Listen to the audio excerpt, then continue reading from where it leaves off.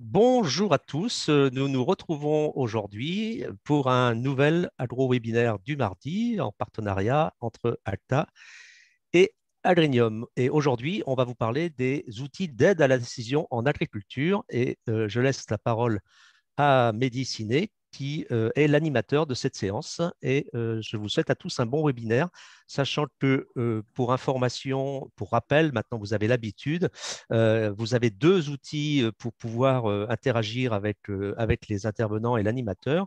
D'une part, le bouton discussion, chat, converser, qui vous permet de nous donner des informations, de me faire part de vos éventuels soucis techniques.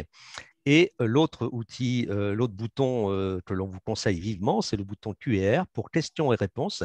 Et vous n'hésitez pas à poser toutes vos questions dans cette rubrique-là. Évitez de les poser dans le fil de discussion parce qu'on pourrait les oublier. Vous mettrai quelques informations pour rappel. Je laisse la parole à Mehdi. Merci Philippe et bonjour à tous. Donc aujourd'hui, effectivement, nous parlons des OAD avec nos intervenants.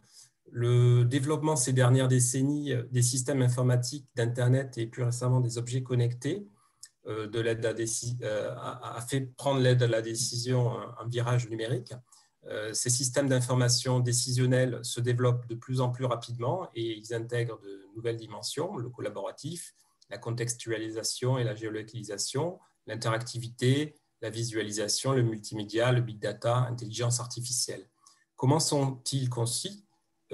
Comment sont-ils déployés et auprès de qui? En quoi leur utilisation transforme le travail des conseillers et des agriculteurs qui les utilisent et change la nature de la relation qu'ils avaient entre eux? Emmanuel Gourdin, chef du service des innovations digitales d'Arvalis, donnera une définition des OAD et présentera comment un institut technique qui a très tôt capitalisé sur ces outils répond aux attentes des producteurs et conçoit ces outils. Philippe Stoup, directeur recherche et innovation de la société ITK, nous présentera comment ils sont déployés en France et à l'international dans diverses filières. Enfin, Soisig Di Bianco, enseignante-chercheuse en sociologie à l'École supérieure d'agriculture d'Angers, présentera son travail de recherche réalisé auprès des technico-commerciaux d'une. Donc, je laisse tout de suite la parole à Emmanuel Gourdin pour cette première intervention.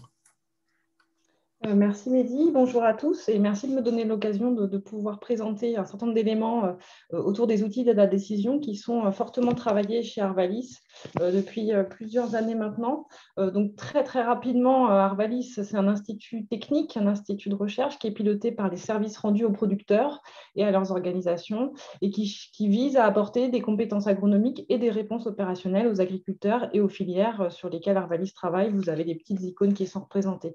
Donc, vous voyez que les outils d'aide à la décision, dans la fleur, c'est une des voies de valorisation privilégiées par Arvalis. Et depuis maintenant les années 2000, on a une offre qui s'est largement étendue et on estime aujourd'hui couvrir à peu près 4 millions d'hectares avec nos OAD. Donc, si vous êtes intéressé, je vous ai mis le lien pour aller voir l'offre que nous proposons. Donc moi, là, mon rôle dans ce webinaire, c'est plutôt de brosser un petit peu le contexte autour des OAD et puis de redonner un certain nombre de définitions. La première, ça va être celle autour de la décision, les types de décisions, parce qu'effectivement, les OAD vont répondre à deux grands types de décisions. La première, ce qu'on va appeler les décisions stratégiques, qui visent...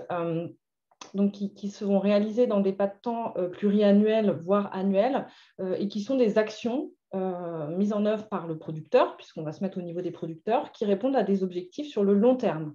Donc, je vous ai mis quelques exemples. Ça va être notamment l'achat de terre, de matériel agricole, de choix d'assolement, de choix variétal, par exemple. Donc là, on est vraiment sur des actions qui vont avoir des conséquences sur du moyen ou du long terme. Et ça, on l'oppose souvent à des décisions qu'on appelle tactiques, qui sont, elles, des actions faites par l'exploitant pour piloter la production sur une échelle de temps courte. Donc là, on va être sur des opérations techniques, on est dans la réactivité, on est sur du pas de temps journalier. Et là, comme exemple, c'est tout ce qui va toucher l'itinéraire technique, donc notamment les interventions fongicides, herbicides, insecticides, pilotage de l'azote, des herbages, etc.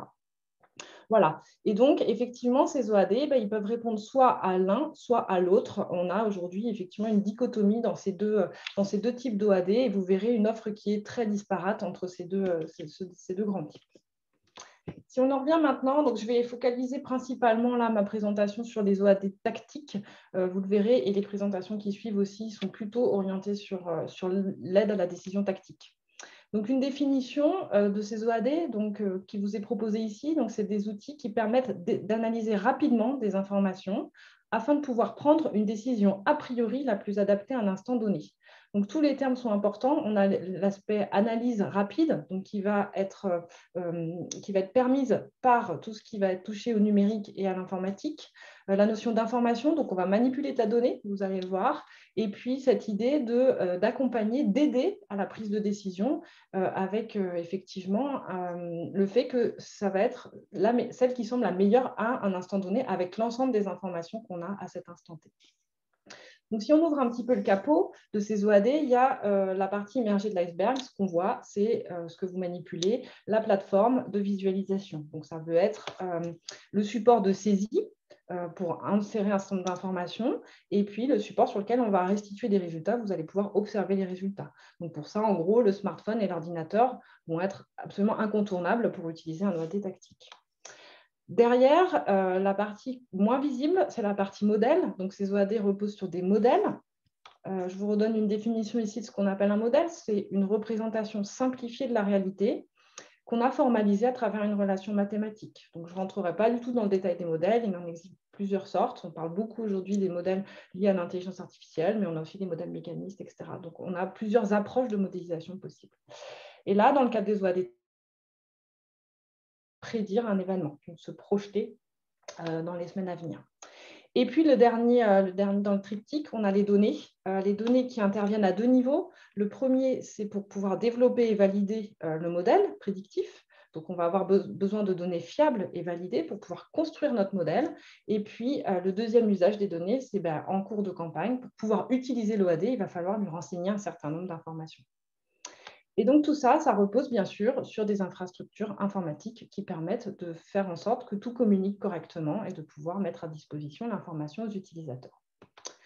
Ensuite, si on se positionne cette fois-ci derrière les compétences, donc j'ai mis dans le titre l'OAD assembleur de compétences parce que vous allez voir que derrière un OAD se cache énormément de monde.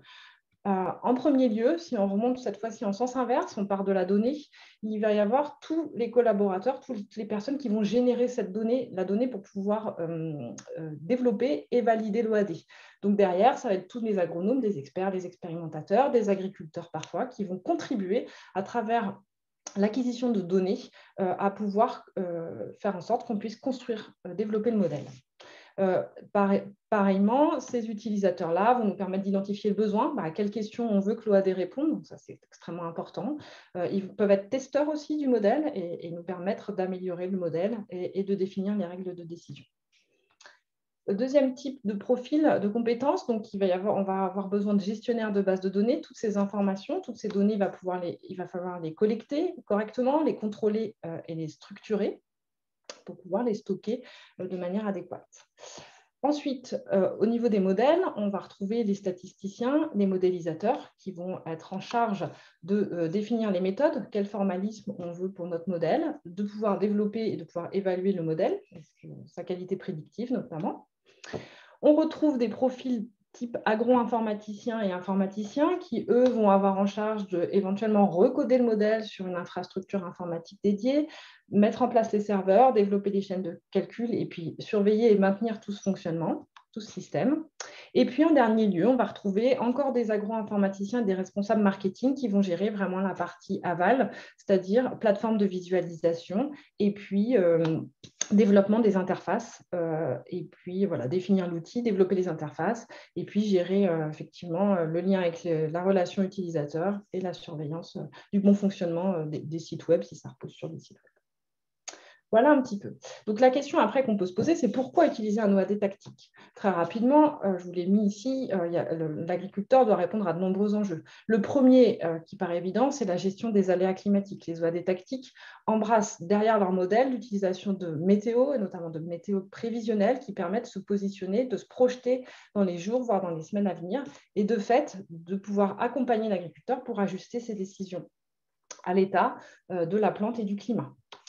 Donc, vous avez quelques exemples ici, je ne rentrerai pas dans le détail, mais on vit des aléas climatiques de plus en plus fréquents et donc on a un vrai enjeu de ces OAD de pouvoir capter en avance ces informations et d'aider l'agriculteur à anticiper.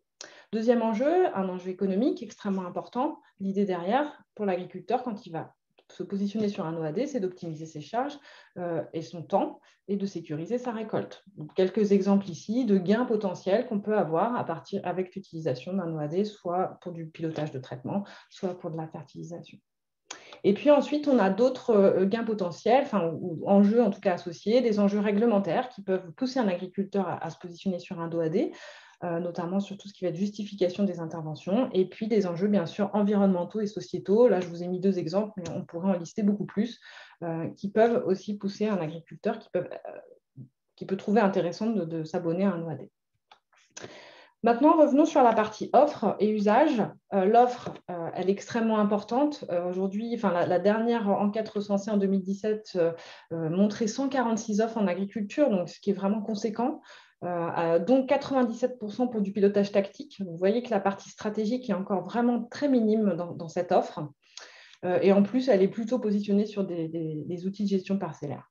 Donc, une offre qui semble en tout cas relativement impressionnante et foisonnante, mais des usages qui restent pour le coup très en retrait, puisque la dernière enquête que nous avons commanditée à BVA en 2020 montrait que 12% des agriculteurs interrogés mobilisaient un OAD en cours de campagne. Donc, un usage très, très faible. En termes de fréquence, cette fois-ci, l'Observatoire agrotique montrait qu'effectivement, les agriculteurs déclaraient utiliser 1 à 2 fois par an seulement les outils d'aide à la décision. Donc, un taux de pénétration assez faible dans les fermes, au regard de cette enquête, et une fréquence d'utilisation relativement faible. Donc, comment expliquer cet écart entre une offre foisonnante et des usages qui semblent en retrait? Bon, la première hypothèse qu'on émet, c'est est-ce que finalement les agriculteurs n'utilisent pas indirectement des sorties d'OAD à travers leurs conseillers? Donc, un élément de réponse par rapport à ça, toujours sur l'observatoire agrotique, montrait effectivement que les conseillers qui sont à droite sur ma diapositive, utiliser effectivement tout au long de l'année les OAD quand les agriculteurs déclaraient les utiliser 1 à 2 fois. Donc là, on a effectivement un décalage entre la consommation des OAD par les conseillers et par les agriculteurs.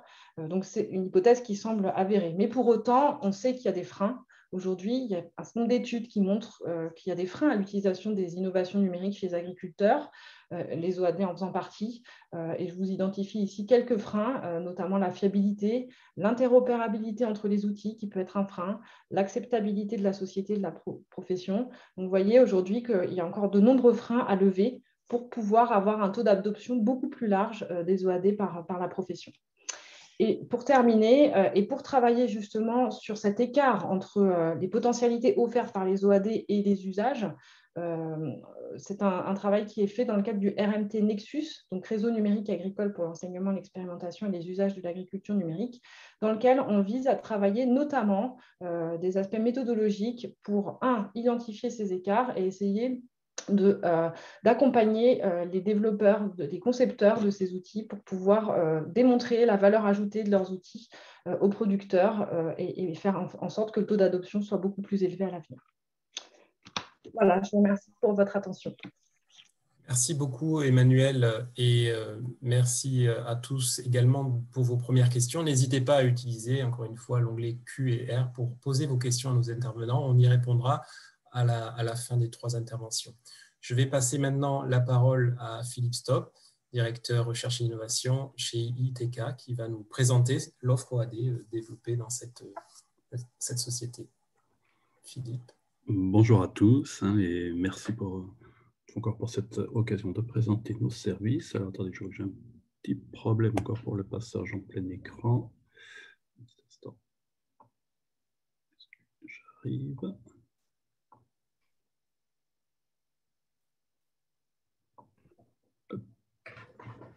Est-ce que c'est bon? Oui, c'est OK. Super. Parfait. Voilà, oui, donc pour présenter rapidement ITK, notre métier, on le désigne un peu sous le nom d'agri-intelligence, c'est-à-dire l'équivalent pour le secteur agricole de ce qu'on appelle le business intelligence dans d'autres secteurs économiques. C'est vraiment l'art de brasser, de confronter toutes les données accessibles aux agriculteurs et à leur environnement pour les aider à optimiser le fonctionnement de leurs exploitations et leurs pratiques, à la fois sous l'angle de la performance économique et la qualité, et puis également pour minimiser leur impact environnemental. Et du coup, ça peut être appliqué dans le cadre de simple d'analyse de l'existant, mais très souvent, ça nous amène aussi à développer des outils d'aide à la décision qui pourront être utilisés directement par les agriculteurs. Et je par rapport à... Philippe, excuse-moi, je t'interromps juste parce que ton écran est coupé. Peut-être que tu peux revenir si... Attends, je vais te partager l'écran et tu remets ton écran là. Remets parce que effectivement, il est tronqué sur le côté. Est-ce que c'est bon là? Ah voilà, super. Voilà, très bien. Parfait. Voilà, j'en sais donc au fait que justement ça nous amène souvent à aller jusqu'au stade d'outils d'aide à la décision utilisés par l'agriculteur. Et par rapport à la classification qu'a rappelé Emmanuel, c'est vrai que nous aussi on est très majoritairement dans le cadre d'outils d'aide à la décision tactique. Alors, décidément. Alors, par contre là j'ai un nouveau problème, c'est que je n'arrive pas à changer d'écran. Désolé. Hop, je reprends.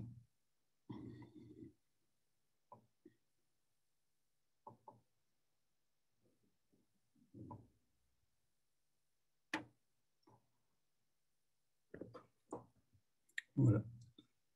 Ça va, l'écran a bien changé. Là, c'est bon, c'est bon. Parfait. Donc, du coup, nos OAD sont diffusés majoritairement sur 4 plateformes en fonction des filières visées. Il y a une part de la plateforme CropWin pour les grandes cultures, donc, qui propose du coup des modèles agronomiques sur les céréales, le maïs, céréales à paille, le maïs et le soja pour le pilotage de l'irrigation, de la fertilisation, de la protection. Le tout reposant bien entendu aussi sur la prévision de rendement apportée par les modèles agronomiques. On a la plateforme équivalente pour les cultures pérennes qui s'appelle Vintel, utilisée là pour l'instant essentiellement en viticulture, mais aussi en arboriculture fruitière, sur les amandiers en particulier, pour le même type d'OAD tactique, alors essentiellement autour de l'irrigation, ou en tout cas le suivi de l'effet du statut hydrique sur le rendement et la qualité, et puis également le management des traitements pesticides et des couverts végétaux. Depuis 2016, on a aussi intégré dans notre groupe la société Medria, qui était un des pionniers du développement des capteurs de monitoring pour le troupeau, avec du coup une offre de capteurs connectés qui permet de suivre la reproduction, la santé et le bien-être animal pour les troupeaux bovins.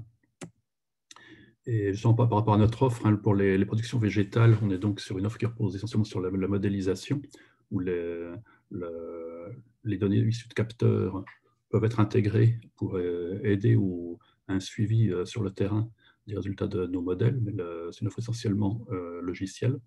Tandis que dans le cas de monitoring des troupeaux, là, on est sur une offre qui repose vraiment sur le développement de capteurs spécifiques, spécifiquement développés pour ça, qui était donc à la base le travail de Medria. Ça nous a également amené aussi du coup à développer des capteurs spécifiques pour les productions végétales. Je présente rapidement un peu en avant-première notre dernière née, qui est le service Presto, qui est destiné cette fois à la prévision à l'échelle de la semaine de production particulièrement cyclique, comme les productions légumières, en particulier la tomate et les petits fruits. Cette fois-là, c'est un service qui repose entièrement sur le deep learning à partir de l'historique de production de nos clients, alors que nos autres offres agronomiques reposent plutôt sur des modèles mécanistes. En termes de déploiement, ces différents services, ils sont déployés assez largement grâce à nos clients. On va voir un peu qui ils sont après. En termes de couverture, donc, nos services de production végétale sont développés sur environ 2,5 millions d'hectares dans le monde, avec une forte majorité en Amérique du Nord. Et notre offre sur les bovins est déployée sur 150 000 vaches, là, cette fois plutôt côté européen, avec le lancement actuellement d'un nouveau projet important en Chine qui pourrait être un relais de croissance important pour la suite, puisque c'est un secteur en plein développement. Pour développer tous ces outils, donc, on a rassemblé à notre siège à Montpellier et puis également près de Rennes pour notre filiale production animale, au total 120 personnes qui couvrent un peu l'ensemble des compétences nécessaires pour le développement de ce type de service. Donc, il y a bien sûr un fort noyau d'agronomes et de spécialistes de la modélisation des cultures. mais également des spécialistes donc, aussi du développement d'objets connectés, hein, de toute la partie IoT pour le développement des capteurs, pour le monitoring des troupeaux, mais aussi des débitmètres connectés pour utiliser avec nos services portant sur l'irrigation. Et puis toutes les personnes en charge du développement de l'infrastructure informatique de nos services, avec en particulier une attention particulière accordée à la capacité de gestion de big data. C'est particulièrement important pour nos offres sur le monitoring des troupeaux. Et puis également une capacité aussi à développer des interfaces innovantes et claires pour que nos services soient facilement utilisables par leurs utilisateurs, les deux niveaux d'utilisateurs qu'on va voir après, à la fois agriculteurs et conseillers. Alors pour développer nos projets, ces services, c'est forcément des projets partenariaux, puisque nous, contrairement à des instituts techniques comme Arvalis, on n'est pas producteurs nous-mêmes des données dont Emmanuel a rappelé l'importance pour le développement d'OAD. Donc tous nos services en fait, sont développés dans le cadre de partenariats dès la conception, et également, on va le voir après pour la distribution. Donc ça peut être dans le cadre de cofinancement suite à des accords de gré à gré entre entreprises. On a collaboré par exemple avec Bayer Crop Science pour le développement du service Movida pour la gestion des maladies de la vigne. La plateforme CropWin, que j'évoquais tout à l'heure, a été développée au départ avec le groupe coopératif Winfield aux États-Unis. Et notre offre Medria, depuis la reprise en 2016, est développée en partenariat avec le groupe de conseil laitier Synergie, qui travaille dans le centre-ouest de la France, dans le grand ouest de la France. Ça, c'est, je dirais, les financements privilégiés, mais forcément avec des entreprises déjà de bonne taille, parce que c'est comme des investissements assez importants, et pour pouvoir travailler aussi avec des acteurs de plus petite taille qui n'ont pas les mêmes moyens en R&D, par exemple des coopératives viticoles. On candidate aussi régulièrement des appels à projets publics français ou européens. C'est dans ce cadre-là, par exemple, qu'a été développé le Vintel, la plateforme que j'ai présentée tout à l'heure, ou notre projet Kilimo, qui vise au développement à la promotion de pratiques permettant la séquestration de carbone dans la production de maïs au Kenya. Alors, en ce qui concerne après la deuxième étape importante pour la diffusion des services, qui est bien sûr leur distribution sur le terrain, là-dessus, j'ai repris là un peu un exemple d'un graphique d'un livre blanc de la chaire agrotique à Montpellier sur ce sujet qui rappelle l'importance essentielle du distributeur dans la diffusion des services des OAD destinés aux agriculteurs. C'est clair qu'il y a un problème d'accès qui est très important, puisque les agriculteurs constituent une population très dispersée. Le prix acceptable pour un OAD est relativement limité, donc il y a un coût d'accès à la clientèle qui doit être rentabilisé sur des chiffres d'affaires par exploitation relativement faibles. Et donc, il est important que le distributeur ait un rôle essentiel pour la diffusion de nos services. C'est également lui, souvent, puisqu'il intervient en fait dès la conception du service, qui nous sert un peu d'intermédiaire pour une bonne compréhension des besoins des utilisateurs finaux, qui sont les agriculteurs. Et comme d'autre part, on sait que aussi le domaine des OAD agronomiques, pour l'instant, n'a pas encore trouvé un vrai modèle économique. C'est vrai qu'on peine un peu à... Ce n'est pas un marché qui actuellement a sa dynamique commerciale propre. Il est important aussi que quelque part, les OAD qu'on développe apportent de la valeur ajoutée aux distributeurs pour le faciliter ou renforcer, donner plus de valeur au travail des conseillers qui assurent la distribution et le conseil autour du service et de l'OAD tel qu'il est diffusé auprès de l'agriculteur. Ça nous amène du coup à avoir toujours un peu de deux niveaux en fait d'utilisateurs. Enfin, quand je dis deux niveaux, c'est deux niveaux au moins, deux niveaux déjà d'utilisateurs finaux ou semi-finaux.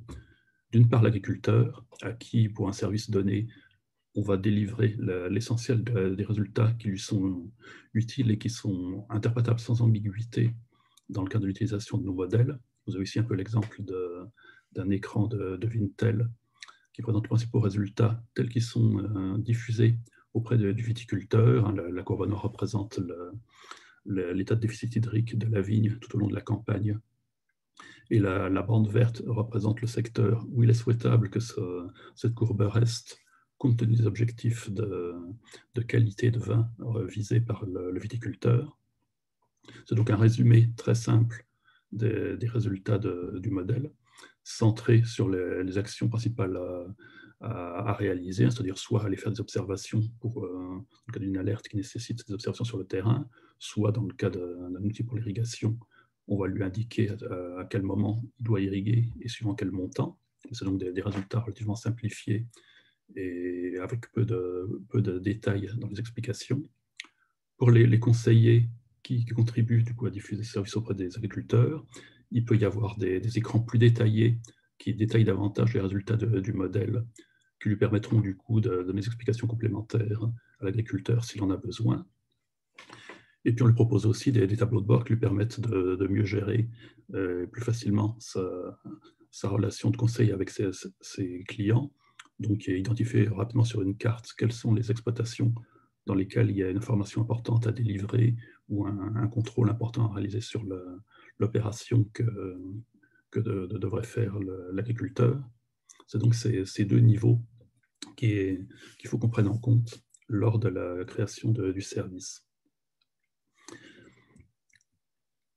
Alors, cela dit, je vous ai présenté des exemples maintenant qui proviennent en fait de nos plateformes complètes, je dirais, qui comprennent un service du coup complètement packagé, avec à la fois toutes les étapes qu'à rappeler Emmanuel, donc les modèles qui servent de moteur à l'aide à la décision, les bases de données qui vont permettre bien entendu de faire tourner ces modèles, et aussi l'interface qui va délivrer les résultats à la fois à l'agriculteur et au conseiller. Cela dit, les deux niveaux d'utilisateurs, aussi les agriculteurs que les conseillers, sont confrontés un peu aux mêmes difficultés. Ils ont eux-mêmes beaucoup de décisions à prendre dans des domaines différents, donc beaucoup d'OAD en fait, qui doivent utiliser chacun à leur niveau. Et un des freins importants qui a déjà été évoqué par Emmanuel, c'est bien sûr l'interopérabilité entre tous ces outils qui peuvent être amenés à utiliser au long de la journée. Alors par rapport aux agriculteurs, la solution, c'est de travailler sur l'interopérabilité avec les solutions informatiques qu'ils utilisent par eux-mêmes, c'est-à-dire les logiciels de gestion parcellaire ou de gestion de troupeaux. Pour les conseillers, ça doit gérer un niveau différent. Ce qui est important, c'est que les informations importantes délivrées par nos OAD, ils puissent y accéder éventuellement, comme on le fait souvent, par un accès spécial aux services accessibles à l'agriculteur, donc les 4 plateformes résumées en haut. Mais de plus en plus aussi, nos distributeurs nous demandent en fait à ce que les données soient délivrées simplement par API pour qu'eux puissent les intégrer dans leurs applications de conseil qui centralisent les différents outils qu'utilise la coopérative ou le consultant pour son travail de tous les jours. C'est ce qui nous a amené à modulariser et industrialiser de plus en plus les outils de back-office de nos plateformes pour en faire du coup des outils de délivrance d'informations et d'analyse qui peuvent donc soit alimenter nos plateformes propres, soit alimenter par API les plateformes développées par nos clients. Du coup, pour résumer tout ça, finalement, on voit bien que finalement, les agriculteurs et les conseillers sont deux utilisateurs de niveau d'importance égale dans les OAD agricoles et qu'ils ont des préoccupations assez communes à leur niveau respectif. Dans les deux cas, je pense qu'il est clair que les OAD peuvent aider à réduire la pénibilité physique du travail. C'est le cas en particulier pour tous les capteurs pour le monitoring des troupeaux qui permettent d'alléger le travail de surveillance des troupeaux. C'est positif, mais il faut bien sûr veiller à ce que ça ne génère pas une charge mentale nouvelle qui est créée par la complexité, une délivrance un peu trop fréquente d'alertes mal différenciées et puis des difficultés d'interopérabilité qui les obligent à passer beaucoup de temps à saisir des données plusieurs fois. Et que donc, l'interopérabilité, comme l'avait aussi rappelé Emmanuel, c'est vraiment actuellement, je pense, le défi majeur des outils d'aide à la décision. C'est ça qui nous permettra après, quand on progressera davantage dans cette voie, d'aller encore plus loin après dans les fonctionnalités que peuvent délivrer les OAD, avoir des OAD de plus en plus prédictifs qui vont permettre d'aller aussi de plus en plus loin dans le diagnostic en croisant toutes les données de valeur chez l'agriculteur, c'est-à-dire ces données de production, les robots de traite par exemple pour l'élevage, les capteurs de rendement pour l'agriculture, bien entendu les données météo qui, comme on le voit encore cette semaine, ont un impact majeur sur leur capacité de production et donc les actions que nous avons réalisées. C'est vraiment l'interopérabilité, à la fois au niveau de l'agriculteur et au niveau du conseiller, qui va être le défi majeur des OAD dans la suite pour arriver à progresser au-delà des pourcentages d'utilisation relativement faibles qu'évoquait Emmanuel. Merci Philippe. Je vais passer tout de suite la parole à Soisic pour garder suffisamment de temps pour répondre ensuite aux questions. N'hésitez pas aussi les intervenants à commencer à répondre à quelques questions. On va s'en garder une vingtaine pour la dernière séquence. Soisic, donc je te passe la main pour la dernière intervention. Merci. Merci beaucoup. Alors, ma présentation va plutôt porter cette fois sur les usages des OAD dans l'activité de conseil. Pour aborder ce sujet-là, je prendrai appui sur les résultats de ma thèse donc, qui a été soutenue en janvier dernier, encadrée par Claude Compagnon et Bertie Tarot, et qui porte plus particulièrement sur le cas du conseil coopératif en grande culture.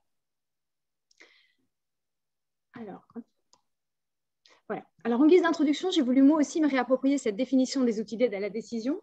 Lorsque j'en parlerai, je parlerai aussi, pas seulement de l'outil, mais de la façon dont il met en relation le concepteur, l'utilisateur et puis parfois un intermédiaire. Donc, dans ma présentation, il s'agira des technico-commerciaux de la coopérative agricole que j'ai étudiée. Cet outil d'aide à la décision, il mobilise des données qui sont collectées, qui sont associées à un algorithme, c'est-à-dire à un modèle mathématique qui est, donc on l'a dit, descriptif ou prédictif. Et puis, il sert à la délivrance d'un diagnostic ou d'un indicateur orienté vers l'action. Donc, tout ça, ça permet de vérifier et d'analyser rapidement des informations pour choisir l'action qui convient dans une situation donnée à un instant donné. Alors, rapidement, quelques éléments de contexte pour cette étude dont je vais vous parler. Il s'agit des résultats issus d'une thèse CIFRE en sociologie au sein d'une coopérative agricole. J'ai enquêté 161 technico-commerciaux, des agriculteurs et des cadres de la coopérative. Et puis, en termes méthodologiques, j'ai utilisé l'observation participante, les entretiens semi-directifs, les archives et les questionnaires.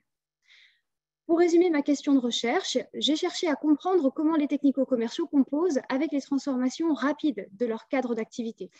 Autrement dit, je ne me suis pas seulement intéressée aux OAD, je me suis intéressée plus largement à la façon dont l'agroécologie, dont la relation conseil, dont les identités professionnelles se transforment chez ces technico-commerciaux, mais aussi comment se développe l'équipement numérique destiné aux conseillers cette fois, et pas seulement à l'agriculteur, et puis comment se transforme la digitalisation de l'offre de services de cette coopérative aux agriculteurs.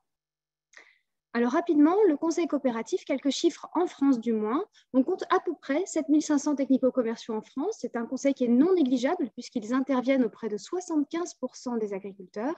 Et puis pour résumer leur intervention, ils ont à la fois un rôle de gestion d'un portefeuille client, donc les agriculteurs, un rôle dans l'approvisionnement et dans la collecte, et puis un rôle de suivi technique auprès de ses adhérents. Quelques particularités cependant du conseil coopératif par rapport à d'autres formes de conseil. D'abord, ils ont une relation individuelle avec l'agriculteur. Autrement dit, en termes de modalités d'échange, il s'agit essentiellement de face à face, avec parfois aujourd'hui des échanges téléphoniques, et puis une plateforme d'intermédiation que la coopérative a mis en place pour coordonner l'action des agriculteurs et des technico-commerciaux. Ensuite, une particularité également, c'est que ces technico-commerciaux sont répartis dans les nombreux points relais de la coopérative au sein du territoire. Ils ne sont pas donc centralisés au sein d'un seul point, mais ils forment un maillage territorial réparti dans des équipes qui sont peu nombreuses, puisqu'elles sont composées de moins de 6 personnes. Alors, rapidement également, il me paraissait impensable de vous présenter aujourd'hui la transformation de la relation conseil sans vous présenter que le fait que cette relation de conseil, elle est diverse. Donc, une partie de mon travail a été consacrée à la qualification de cette diversité des conceptions du métier chez les conseillers agricoles, donc chez les technico-commerciaux des coopératives. Je les ai qualifiés au regard de 5 critères: la finalité qu'ils associent à leur intervention, les qualités qui font selon eux un bon technico-commercial, et puis le rapport qu'ils entretiennent respectivement à la coopérative, aux agriculteurs et à leurs pairs. Je vais passer assez vite sur cette partie-là. Je vais vous présenter rapidement les 4 grandes conceptions du métier que j'ai identifiées, que j'ai appelées donc respectivement les experts, les partenaires, les civiques et les commerciaux. D'abord, les experts, ils associent une finalité de performance à leur intervention. Autrement dit, pour eux, les qualités principales, c'est les qualités d'autorité pour inciter l'agriculteur à se dépasser, donc à atteindre un niveau de performance chaque fois surmonté. Ils entretiennent un rapport plutôt autonome vis-à-vis de la coopérative, un rapport de prescription aux agriculteurs, et sont plutôt individualistes vis-à-vis de leur pairs. Ensuite, les partenaires, eux, ils n'associent pas une finalité de performance à leur intervention, mais bien une finalité d'accompagnement. Pour eux, leur qualité, c'est donc le dévouement envers leur clientèle agricole et ils entretiennent un rapport. Donc, enfin, pour eux, la coopérative est un outil collectif. Ils entretiennent un rapport pédagogique aux agriculteurs et un rapport de transmission vis-à-vis de leurs pairs.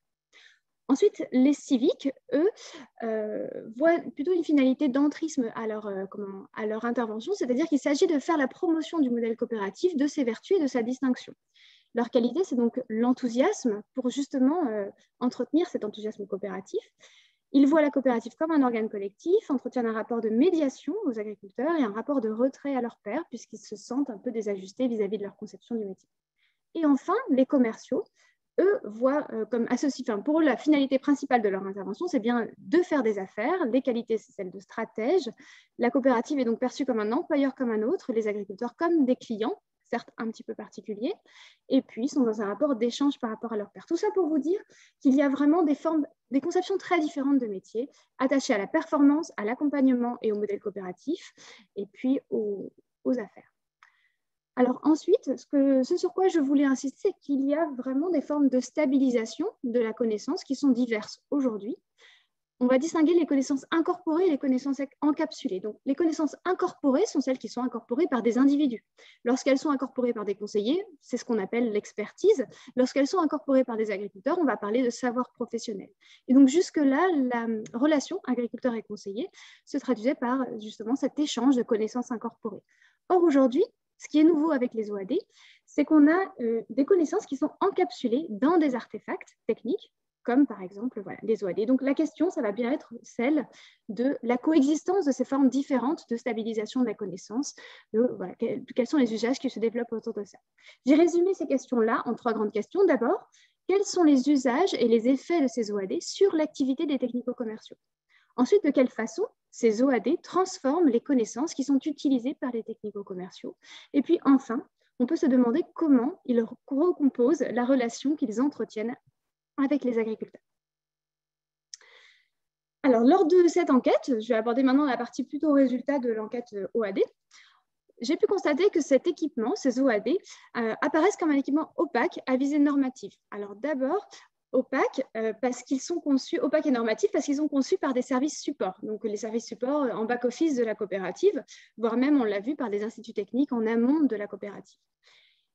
Et ils sont conçus également pour répondre à des enjeux préidentifiés, voire pour atteindre des objectifs précis qui sont pensés par les concepteurs et non par les techniciens. Ça répond à une question de Éric Coteux dans le système questions-réponses. Effectivement, les techniciens et les agriculteurs n'ont pas la main sur ces objectifs incorporés dans les OAD.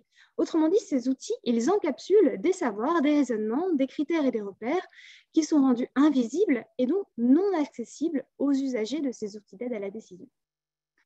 En guise de conséquence, ce qu'on peut en tout cas en tirer, c'est qu'effectivement, le conseiller, donc ici les technico-commerciaux, sont bien augmentés.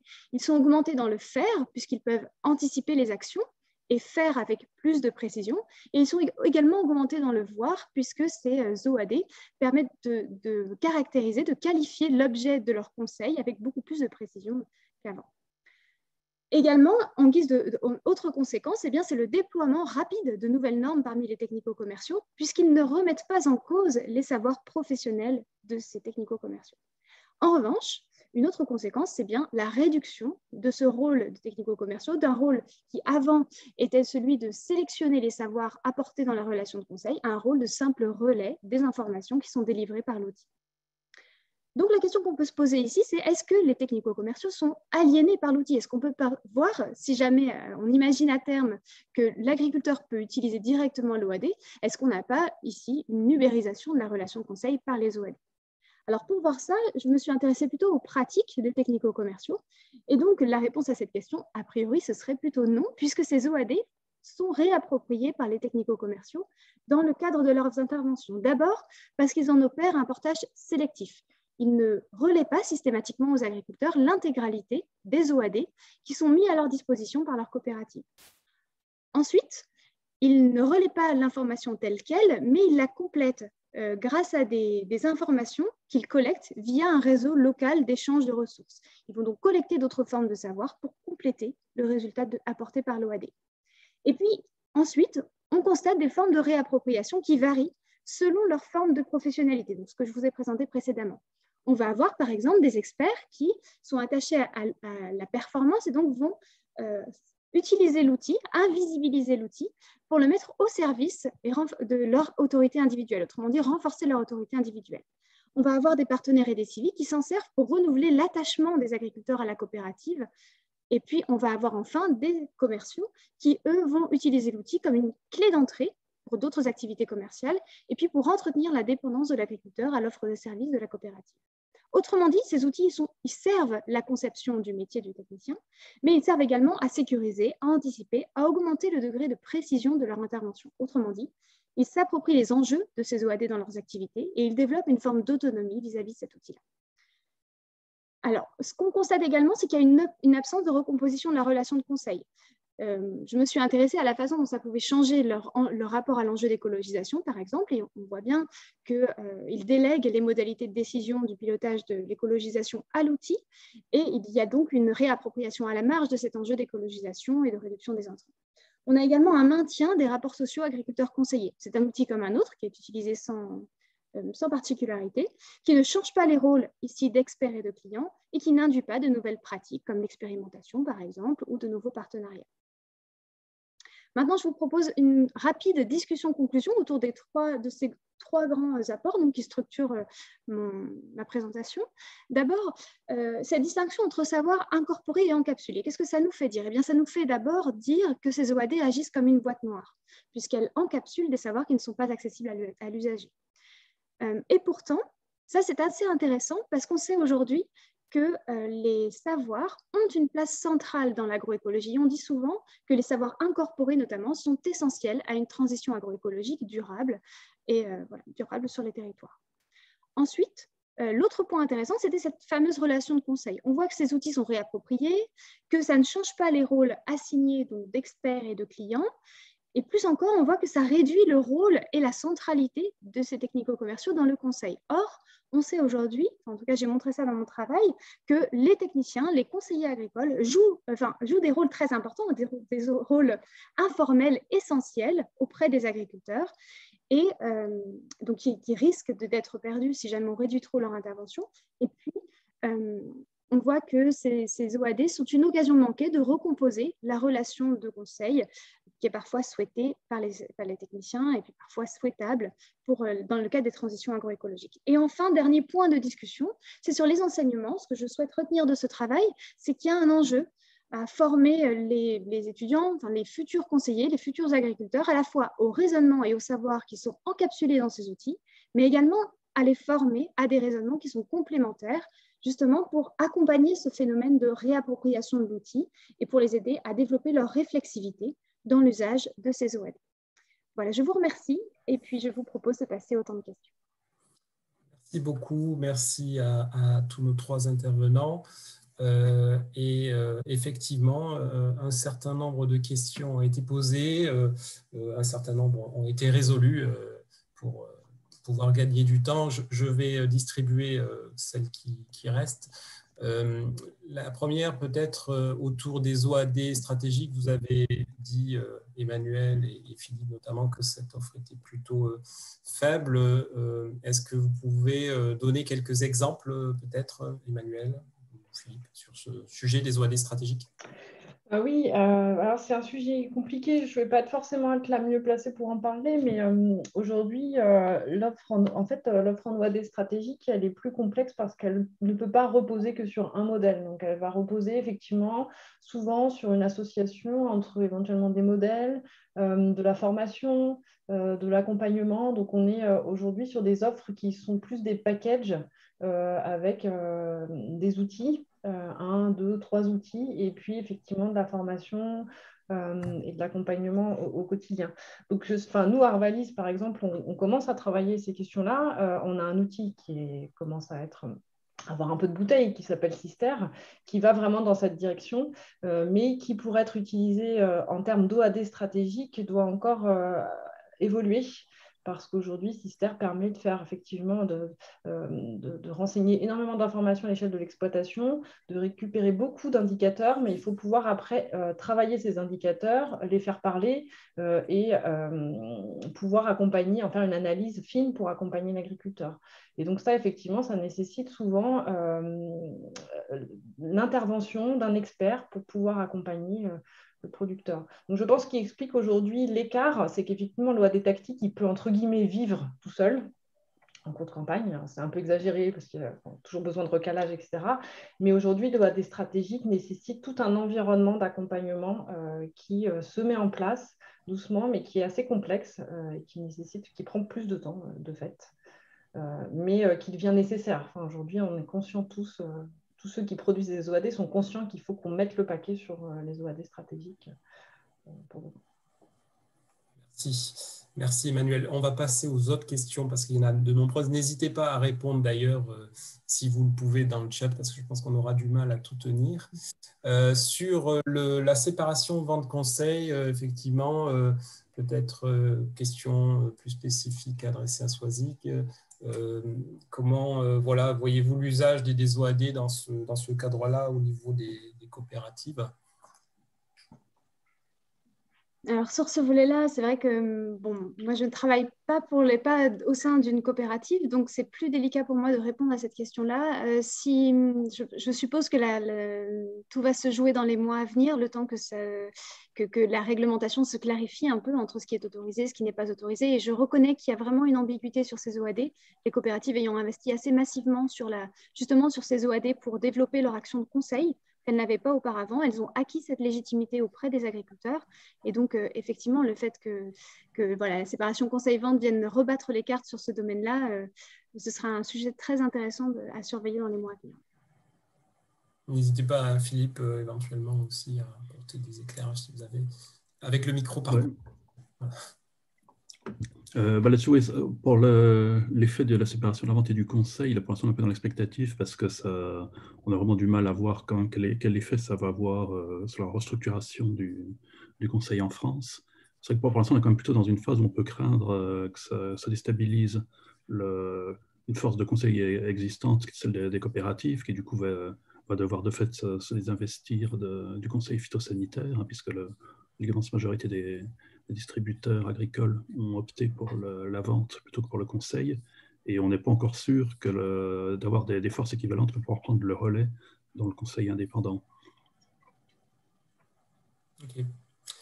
Alors, il y a une question relative à l'agriculture biologique. Est-ce qu'il y a des spécificités, des outils d'aide à la décision sur cette filière bio?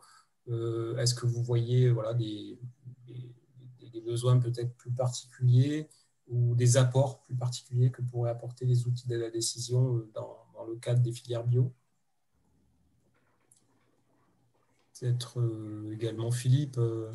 Alors, là-dessus, c'est vrai qu'il n'y a pas d'outils vraiment spécialisés dans ce domaine. Alors, cela dit, il ne faut pas oublier aussi que dans le cadre des outils, je dirais, tactiques classiques, hein, pour l'aide à la fertilisation et à la protection, en général, ils comprennent ils prennent en compte les engrais organiques et les pesticides bio, enfin, tout les pesticides autorisés en bio, les plus classiques, hein, le soufre, déjà les produits qui gardent des modes d'action relativement proches de solutions chimiques déjà connues. Donc ça couvre une partie des besoins, mais c'est vrai qu'il n'y a pas d'outils vraiment spécifiques. Oui, peut-être pour compléter, effectivement, aujourd'hui, on peut prendre la question dans deux sens, c'est-à-dire que l'OAD pour l'agriculture biologique, c'est regarder dans les offres qui existent, est-ce que ça peut être adapté? Enfin, nous, je sais qu'on a quelques offres qui, effectivement, le choix variétal, par exemple, les petites calculettes, effectivement, peuvent être complètement adaptées à l'agriculture biologique. Après, ce qu'il faut voir, c'est la manière dont sont conçus ces OAD et quand on les conçoit, à quelles questions on souhaite répondre, quelles sont les données qu'on utilise. Et pour valider nos modèles ou les construire, on utilise les données qu'on acquiert. J'ai vu qu'il y avait pas mal de questions là-dessus. Alors nous, on va aller chercher nos données en expérimentation, éventuellement des données qu'on va collecter dans le cadre d'enquêtes agriculteurs, enfin peu importe, mais du coup, on va plutôt effectivement être amené à travailler plutôt sur de l'agriculture, on va dire raisonnée, conventionnelle, mais parce qu'aujourd'hui, la donnée, elle est ici. Enfin, elle est là, enfin, c'est celle qu'on a le plus à disposition. Et si demain, on devait construire des modèles vraiment adaptés au système bio, il faudrait pouvoir accéder aux données produites sur ces types de systèmes pour pouvoir construire des modèles adaptés. Hein. Donc, je pense que l'enjeu, il est vraiment à ce niveau-là, pouvoir paramétrer des modèles sur ces systèmes-là et de fait, pouvoir disposer de données pour le faire, quoi. Ce qu'on a très peu aujourd'hui sur ces systèmes. Il y avait une question, ou même plusieurs, qui s'y rapprochaient autour de la participation des agriculteurs dans la conception des outils d'aide à la décision. Est-ce que c'est quelque chose que vous pratiquez en tant que concepteur d'OAD? Comment vous intégrez le participatif dans la conception et l'utilisation des OAD? Peut-être, pardon, je passe oui, Philippe. Je vais peut-être commencer. Nous, en fait, on essaie toujours d'intégrer dans le cadre de conception de nos services des représentants d'utilisateurs. Alors, ça peut être directement des agriculteurs, et ça passe toujours par le filtre en fait, des conseillers, des partenaires avec qui on développe l'outil. Donc, c'est difficile de savoir si on a vraiment des échantillons représentatifs des besoins des agriculteurs. Enfin, on sait qu'en général, ce n'est pas le cas. On est plutôt en relation avec des agriculteurs déjà un peu experts, ce qui peut effectivement biaiser la conception initiale. Alors maintenant, il y a qu'il y a beaucoup d'opérations qui se mettent en place pour justement après aller plus loin lors du déploiement de ces outils. Hein. On est par exemple membre du projet Occitanum qui va viser à développer des Open Labs sur les principales filières agricoles de la région Occitanie, et du coup qui va nous permettre du coup de mieux prendre en compte les besoins non résolus et les attentes des agriculteurs par rapport aux différents OAD qu'on peut leur proposer. Emmanuel, peut-être. Oui, peut-être côté Arvalis, on a plusieurs types d'expériences. On a eu par le passé développé un OAD qu'on a construit vraiment avec les producteurs, qui s'appelle Tameo. Donc là, on a vraiment une démarche de co-construction, de co-conception, même on peut le dire, avec des producteurs, avec un groupe de producteurs. Et puis à côté de ça, on a d'autres offres qui sont plutôt co-construites en interne avec nos ingénieurs régionaux qui ont effectivement une vue terrain relativement forte et qui nous permettent de faire remonter les besoins. Donc je dirais que ça dépend. Ça dépend. Si on peut impliquer des producteurs, c'est mieux. Maintenant, ce n'est pas facile. Moi, je sais que j'ai déjà fait des tours comme ça en région avec des producteurs. Et en fait, si on écoute les producteurs, un producteur égale un OAD. Enfin, chacun a un besoin spécifique. Et du coup, c'est très, très dur quand on réunit des agriculteurs de pouvoir en dégager vraiment le besoin le plus fort. Donc voilà, donc c'est pas simple de les intégrer. Après, en tout cas, sur la partie besoin, il faut écouter, il faut proposer des choses et puis effectivement, éventuellement tester avec eux si possible, tester avec un petit groupe, est-ce que ça répond bien aux besoins. Mais Philippe vous l'a expliqué, les schémas de distribution sont tels aujourd'hui que comme on passe par des structures intermédiaires, notamment les organismes stockeurs ou les organismes stockeurs, en fait, c'est eux qu'il faut convaincre avant de convaincre les producteurs de l'utilisation. Donc, c'est jamais évident de trouver le bon fonctionnement entre tous ces acteurs. Okay, merci Emmanuel. Alors, une question sur l'interopérabilité et le partage de la valeur ajoutée. Chez ITK, vous avez mentionné que c'était une voie privilégiée, c'était même un enjeu majeur. Comment vous êtes interrogé, vous instruisez cette question autour du partage de la valeur et de l'interopérabilité, Philippe, chez ITK? Comme je le disais, hein, la problématique importante qu'il y a derrière, c'est qu'on voit que pour apporter encore plus de valeur à l'agriculteur, il faut qu'on arrive à mettre à confronter des sources de données de plus en plus variées. Et pour ça, donc, il faut vraiment, c'est ce qui nécessite du coup plus d'interopérabilité plus complexe.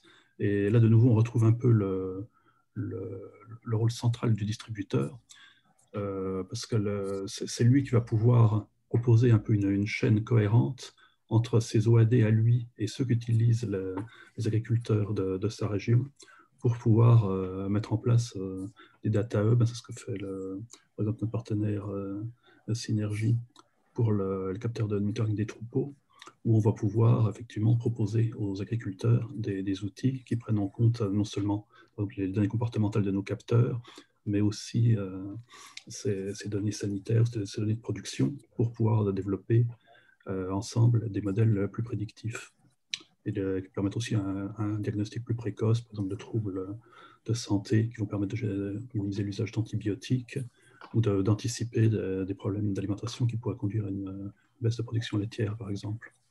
Donc c'est vraiment ça renforce encore le rôle central des distributeurs. C'est la même chose aussi pour la production végétale, où les coopératives peuvent proposer à leurs adhérents, en plus des outils d'aide à la décision proprement dit, des solutions de traçabilité qui vont permettre du coup d'avoir une mise en commun de l'ensemble des données qui vont permettre de produire ces résultats. Ok, merci. Alors, il y a une question autour de l'attractivité. Je vais peut-être l'étendre parce qu'elle est posée sur l'attractivité des métiers pour les agriculteurs, mais peut-être aussi pour les conseillers. Je ne sais pas si Soisy, c'est des questions que vous avez travaillées, que vous travaillez. Alors oui, on a regardé l'attractivité du métier, mais plus généralement pour les outils numériques, pas spécifiquement pour les OAD. Les outils numériques, ils sont très attractifs pour, effectivement, ils développent l'attractivité du métier pour les agriculteurs, mais plutôt pour des raisons de santé, d'organisation du travail, ce qu'on connaît par ailleurs. Au regard des OAD, je dirais plutôt, en fait, je regardais les autres questions sur la participation des agriculteurs, etc. Je pense que le vrai intérêt des OAD, c'est que ça tranquillise et ça sécurise l'activité agricole. Et je pense que c'est plutôt ça qui est apprécié par les agriculteurs, comme par les conseillers d'ailleurs.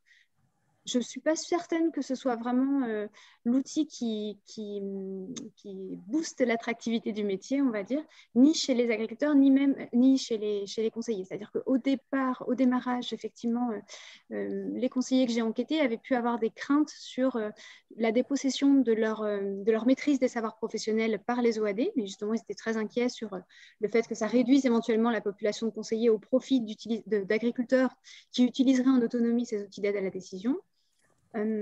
Aujourd'hui, on va plutôt avoir les conseillers ont changé d'avis là-dessus. Ils apprécient les OAD justement parce que ça leur permet juste cet effet de conseiller augmenté, c'est-à-dire de travailler avec beaucoup plus de précision. Ils ont donc l'impression d'être plus utiles à l'agriculteur, d'apporter vraiment un plus et de jouer un rôle. Alors, je rebondis là sur quelques questions que j'ai vues sur la co-construction des OAD. Ils ont l'impression de jouer aussi un rôle là-dedans, dans le sens où ils font remonter au service technique de la coopérative des demandes spécifiques, par exemple en termes d'indicateurs, de résultats, de sortie de l'outil, en fait, par leurs adhérents.